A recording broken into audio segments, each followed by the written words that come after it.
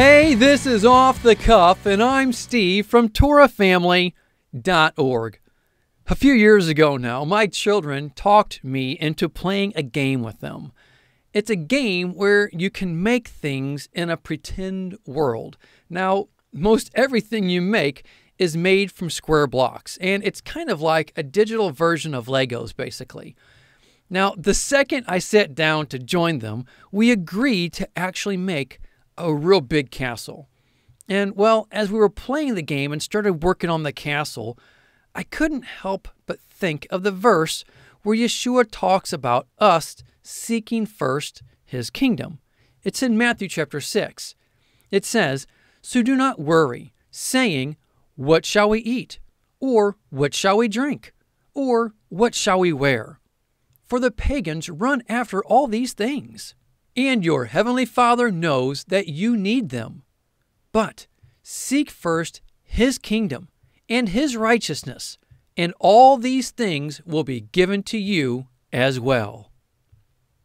Seek first his kingdom. Well, as I was working on the castle with my children, I thought how I wanted to make it the best I could for them. So I thought I'd quickly look up some ideas from images of older castles on the net. I saw tons of them. Cool castles, big castles, and castles that were broken down. The ones that were broken down reminded me of how kingdoms were made that were obviously not founded in Yahweh. I pondered the thought for a moment, and then, of course, I just quickly got back into the game, playing with my children.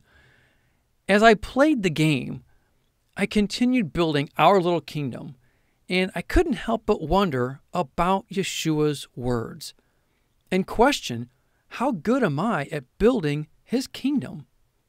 It's like, what's my focus in life? It's so easy for us to forget that we're just aliens and strangers passing through. That's easy to forget. I think all too often, maybe not all the time, but if you're anything like me, it's easy to just get moving, and next thing you know, it's hard to slow down. And we forget we're just passing through.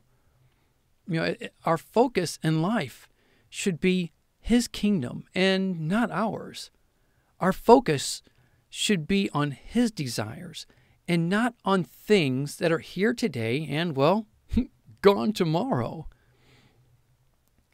It reminded me of those broken down castles that I saw on the net.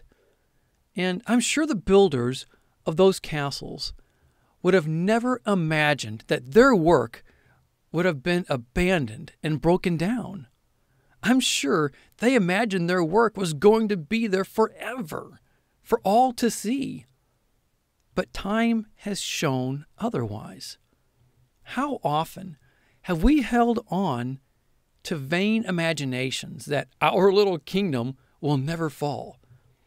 Even if your little kingdom is based on good things, or even if it's based on biblical principles, if it's not his kingdom, it will eventually fall.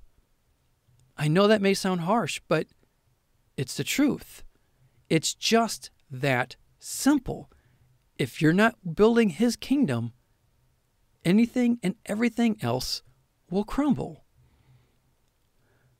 Now, while playing the game with my children, there were times that the game didn't do what I was telling it to do. You give it a command and stuff. I'm going, hey, what is wrong with this thing?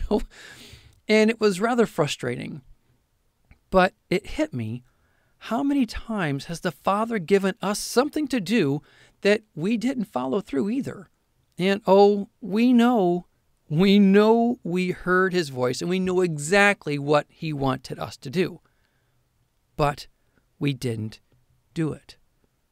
Now, this is exactly what Yeshua talks about in Luke chapter 6, verse 16. "Why do you call me Lord, Lord, and do not do what I say? I will show you what he is like who comes to me and hears my words and puts them into practice. He is like a man building a house who dug down deep and laid the foundation on rock. When a flood came, the torrent struck the house, but could not shake it, because it was well built. But the one who hears my words and does not put them into practice is like a man who built a house on the ground without a foundation. The moment the torrent struck that house, it collapsed, and its destruction was complete. Do you do what he says? Think about that. How frustrating it must be for him to give us tasks to do, and we don't follow through with them. In reality, it all comes down to whose kingdom we are truly focused on. Are we focused on building his kingdom or ours? The funny thing is, the castle my children and I started building several years ago now sits unfinished on an iPad that has a dead battery. And I do mean a dead battery. You can't even turn the thing on. So sure, it was fun while it lasted. But the point is, it didn't last. So the question is, whose kingdom are you building right now? If we're not building his kingdom, what does that mean? Our work will be shown for what it is. At the end, it will all come to nothing. Think of it this way. Matthew chapter 12, verse 30. He who is not with me is against me, and he who does not gather with me scatters. Well, that puts it into perspective, doesn't it? None of us wants to entertain the thought that we could actually be against him. However, if we don't obey, how else does he look at it? Should we look at it any differently? We're either serving him or we're not, right? Isn't that how he looks at it? So, whose kingdom are you working on? Your kingdom or his? May we never get so caught up in this world that we forget whose kingdom we should be focusing on in this life. May we spend time today and every day to examine our life and make sure his kingdom is the priority of our life. Well, that's all I have. Think about it. Pray about it. But more than anything, be a doer of the word and not a hearer only. Until next time, Shalom.